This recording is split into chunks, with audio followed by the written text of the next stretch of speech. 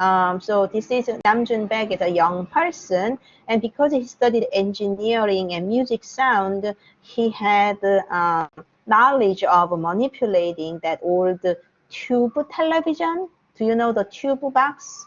Yeah, like a YouTube. Why do you call it YouTube? This is based on the old television set, like a tube box. It is different from the current LCD monitor or LED monitors. Like long time ago, you had a large gas. What is the name of the gas? Filling the tube. So once you consume all those gas inside, then your television dies. But anyhow, Baek Namjoon was working for PBS as a videographer, so he knew how to manipulate that tube box television. So that's how he created this kind of each television monitor set plays a certain predetermined images that he designed. And then it becomes a television robot. So he's considered the father of video art. And then I'm going to moving on. It's a lot of work. So when he was creating this television robots, he was shown in morning news shows in 1960s. But in 1960s, Baek Namjoon was not known in Korea. He was known after 1980s. And then finally, we have a Korean artist named Kim Suja. And then I am going to show you Lee Bul. I think women artists should be more recognized. And then Choi Jung-hwa, you will see Choi Jung-hwa's work in global, global art museums. Jo Do-kyun, and then finally we have Seo Do-ho, in a person. So now, let me talk a little bit about Kim Suja, Lee Bul, and then I will continue next week. So Kim Suja is this person, and she was born in 1957. She was a student of Park Seo-bo, or he was even student of Lee Mok-sang. She was living through 1980s with the Minjung Misul or the Tansekwa, the monochromatic paintings. She went through those, but she became installation and performance artist. So this is at a gallery, Peter Bloom Gallery in New York, and here she's going to install many bed covers. So this is bed covers. You are going to put it on top of your comforter, and it's a decorative piece. So usually women getting married, they are going to get this beautiful bed cover. Like, it is customary for any culture, right? Like for newlywed, they need their own blanket together. So they are going to put the embroideries on it, or these are very expensive silk. They will have these bed sheets. So she collected all of those and then hang over here. And in a way, these are wishes of happy marriage, or wishes of a successful life of numerous invisible women behind each bed covers.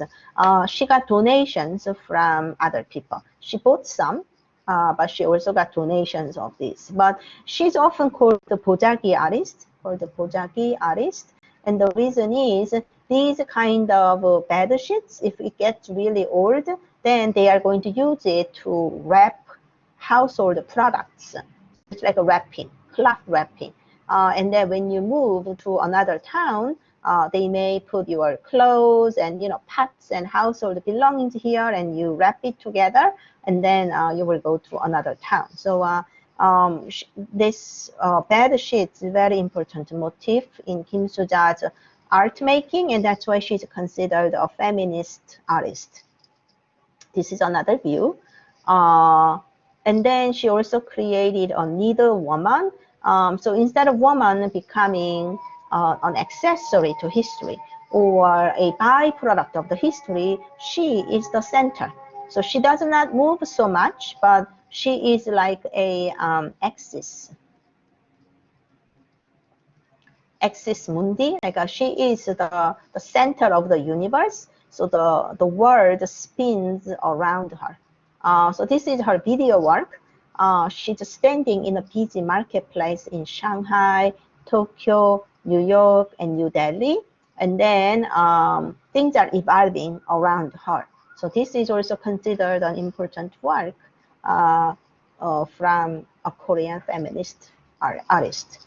And then, so Ibul was born in 1957, and then Ibul was born in 1964. So she is probably another 10 years younger. And she was even more radical. So what she's criticizing is women's body as cyborg. Do you know the word cyborg? So women are under a lot of pressure to conform their body into certain beauty standards or certain social norms. And Libur is very critical of it. And Asia, if you remember that Neo-Confucianism, there are a lot of regulations or stipulations imposed on women. So women's body, it's usually very seductive, like a narrow shoulder, not shoulder, like a slender waist, and then nice and slender arms and legs. But by creating that like a metal parts, right, the artificial elements of a cyborg or a robot, Evil emphasizes that dehumanization of a women's body, dehumanization. Like women are subjected to under a lot of beauty standards and other social norms, right? Being feminine, right? Being docile, being subservient. But then when the marriage or like a women's life event come, then women are considered a byproduct of the system, right? Women are forced to have children, and women are forced to go through childbirth. So almost like a robot, right? You are under the commands of somebody. So this is evil. And then she also created a plexus. So women's body, quite ornamental piece, right? It is a women's torso split into half, and then but each of them are decorated with beautiful pieces. So again, this is a women's body as a quite strange and artificial object. And this is my favorite. And this is called the majestic splendor. And unless you hear the explanation, you don't really understand what that is.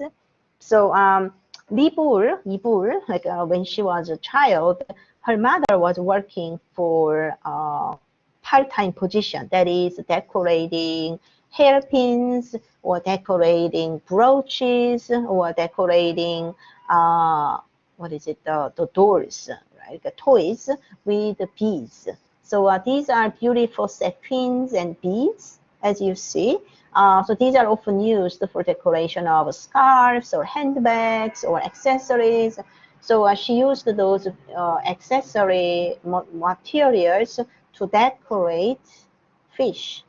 So if women pay a lot of attention to decorate their bodies or enhance their body parts, even going through plastic surgery, right? Like a fish, you can see that this is like a pure flesh, right? Like as we create analogy for human bodies, it's a pure flesh. So here she decorates a seductive decoration, so they become beautiful fish.